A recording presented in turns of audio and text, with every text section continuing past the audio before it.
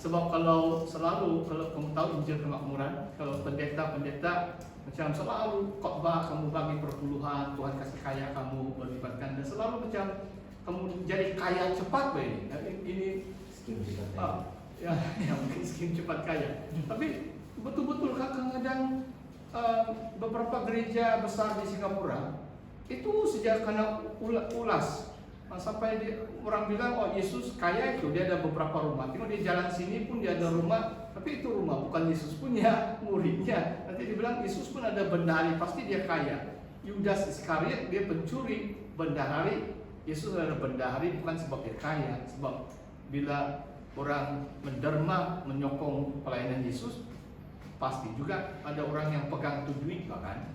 Nah, itu saja. Dan sebenarnya coba kita lihat bila Yesus mau kasih makan 5.000 orang pun mereka tiada duit. Itulah murid bilang, mana cukup duit untuk beli itu roti sebanyak itu kan? Kalau mau beli pun berapa saja potongan yang kita dapat beli. Jadi Yesus bukan orang kaya. Jadi lucu lah kalau kita dengar ini Injil Kemakmuran ini, selalu mereka coba benarkan ajaran mereka bahwa Yesus ini kaya dan sebagainya, supaya kamu pun lebih cepat kaya kalau kamu percaya Yesus. Tapi saya sengaja kongsikan ini sebab pada akhir zaman gereja yang dipuji adalah gereja yang miskin.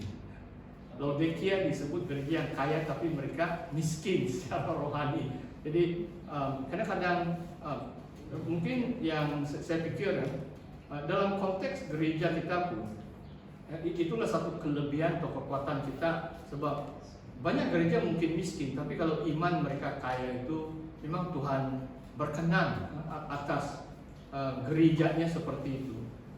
Cuma kemiskinan ini sebab kalau saya mau bahas panjang lebar juga, sebab kadang-kadang kita salah paham juga. Kadang-kadang kalau kita pikir oh tidak apa, Yesus pun miskin, kita miskin saja, seolah-olah tidak memberi satu dorongan untuk kita majukan diri. Ini yang saya lihat.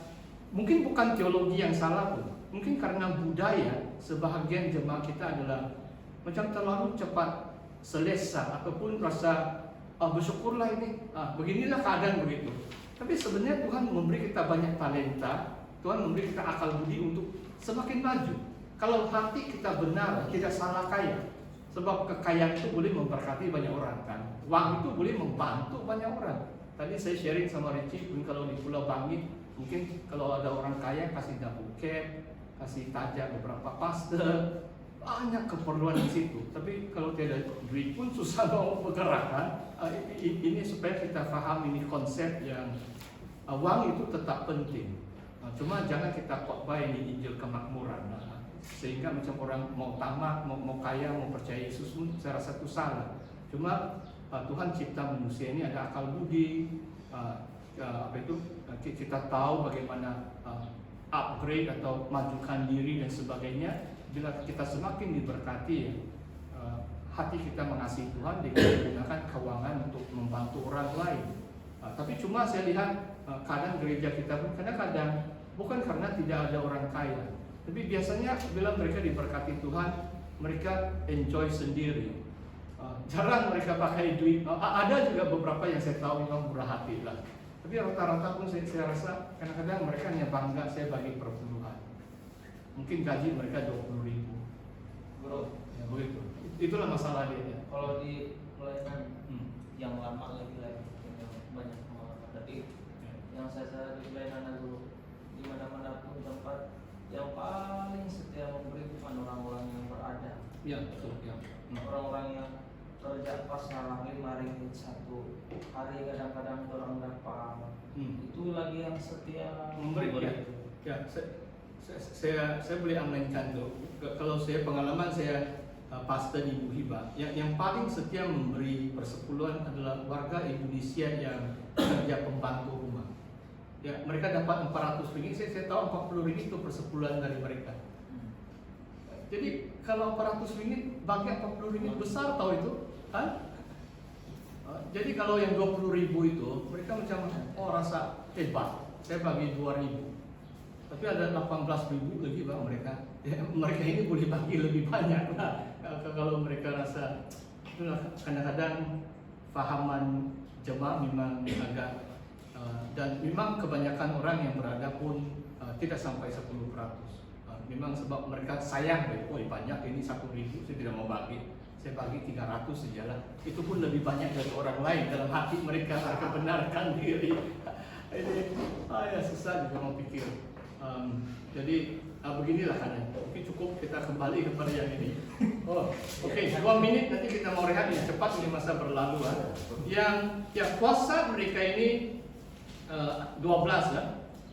Bagi saya jauh lebih besar berbanding Musa dan Elia digabungkan. Perkara 12 lah saya tulis di sana. Sebab kalau mereka dicabar atau orang mau mencederakan mereka, api itu boleh keluar dari mulut mereka. Tapi dua saksi ini bukan kejam, mereka tidak pakai kuasa untuk kasih luka atau kasih mati orang. Maksudnya orang yang mau bunuh mereka sebelum genap waktunya. So Tuhan itulah ketentuan Tuhan. Sebelum genap 3,5 tahun, kemudian mereka mati juga kan. Binatang itu akan bunuh mereka juga.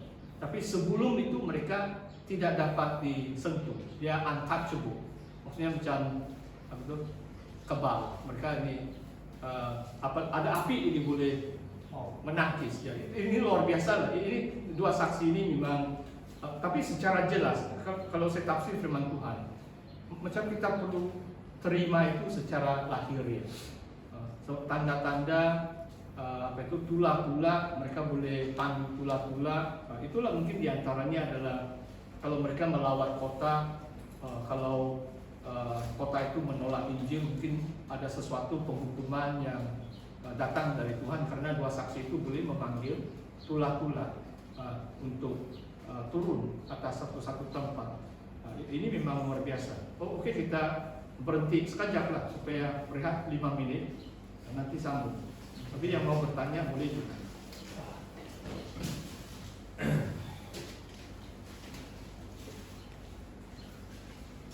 Yang puasa nih, bahasa aslinya apa tuh? Apa itu? Puasa. Puasa itu apa? Yang dimiliki oleh. Di sana memang menurut apa yang pernah dilakukan Musa dan Elia, di antaranya adalah menukar itu air menjadi darah. Puasa ya. Tapi sebab ada satu ayat dalam kitab Wahyu mengatakan mereka boleh memanggil plague anytime they wish. Ya, maksudnya macam tulah. Mereka boleh menghukum dunia seperti Musa menghukum Mesir dengan 10 tulah itu. Tapi kuasa mereka lebih besar dari Musa. Sebab kalau kita lihat dalam Keluaran, macam Tuhan suruh dia berdoa baru Tuhan buat sesuatu. Tapi dua saksi ini macam Tuhan beri mandat, bila-bila saja, ya terus saja. Itu dua saksi itu boleh katakan ini berlaku, terus berlaku. Maksudnya orang ini. Ya, memang luar biasa lah. Ya, sebab nanti kita lihat Antikristus dan Nabi palsu pun luar biasa jahat kan. Jadi luar biasa baik dan berkuasa dengan kuasa Tuhan. Itu syaitan itu luar biasa punya kuasa yang jahat. Jadi itulah pertempuran dalam semiotisis, itulah konflik di sorga dan bumi itu. Kuasa gelap dan kuasa terang itu macam peperang waktu itu. Itulah saya namakan buku saya The War Between the Two Beasts and the Two Witnesses. Ada satu pertempuran konflik di antara dua binatang itu dengan dua saksi, kebenaran dengan kepalsuan, dan kuasa ilahi dengan kuasa syaitan. Memang dinyatakan dengan begitu nyata atau begitu jelas pada akhir zaman.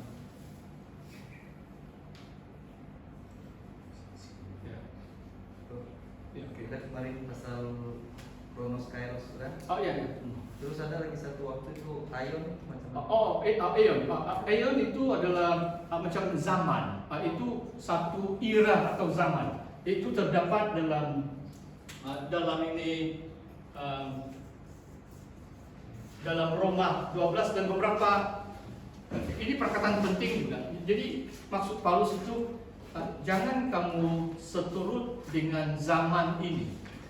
Sebenarnya yang diterjemahkan dalam bahasa Indonesia pun macam silap sedikit. Mereka tulis jangan kamu macam apa itu dunia ini kan, ataupun menjadi serupa dengan dunia. Tapi sebenarnya perkataan asli dalam bahasa Yunani itu adalah aion. Dan itu penting itu, sebab setiap zaman itu macam ada the age or era, ada dia punya satu budaya atau trend yang membawa orang, yang menghanyutkan nyawa jiwa orang, menjauhkan orang dari Tuhan itu. Kan sekarang trend dia pun ini human rights lah, gay, lesbian, macam-macam. Itulah maksudnya, jangan kita serupa dengan fahaman zaman. Kita hidup di zaman 21, kita harus hati-hati dengan apapun trend, cultural shift, perkembangan dunia atau budaya yang menentang kebenaran firman Tuhan. Itu yang kita harus hati-hati. Jangan serupa dengan itu. Kita diperbaharui, akal budi kita diperbaharui oleh firman Tuhan. Memang firman Tuhan pun kita terima pencerahan dari Roh Kudus. Kadang-kadang orang yang lama sudah percaya Tuhan pun macam tidak begitu matang atau tidak bertumbuh, sebab bila mereka baca firman Tuhan itu sejak mereka melekat dengan pahaman mereka, mereka tidak open dengan hal-hal yang Tuhan mau kasih tunjuk dengan mereka.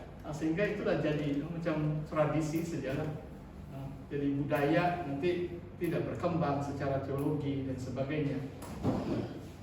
Alright.